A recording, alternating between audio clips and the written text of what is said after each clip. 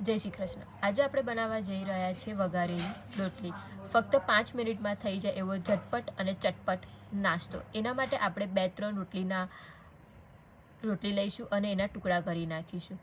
અને પછી આપણે 1 spoon green chilli, 1 spoon ginger, 1 spoon sugar, 1 spoon turmeric અને થોડું બાઉલમાં યોગર્ટ લઈ લઈશું અને એ બધા જ મસાલા આપણે એડ કરી લઈશું અને સ્વાદ અનુસાર આપણે સોલ્ટ એડ કરી લઈશું। પછી એક પેન લઈશું અને એમાં ઓઇલ નાખીશું અને ઓઇલ થોડું ગરમ થવા દઈશું।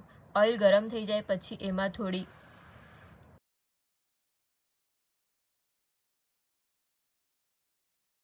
રાઈ એડ કરી દઈશું અને પછી થોડી એમાં અડધી ચપટી જેટલી હિંગ નાખી દઈશું અને પછી થોડું ગરમ થઈ જાય એટલે આપણે જે મિક્સ કરેલું હતું એને ઓઇલમાં નાખી દઈશું। પછી થોડીવાર એને 2-3 મિનિટ જેવું ગરમ થવા દઈશું અને પછી આપણો મસ્ત ઝટપટ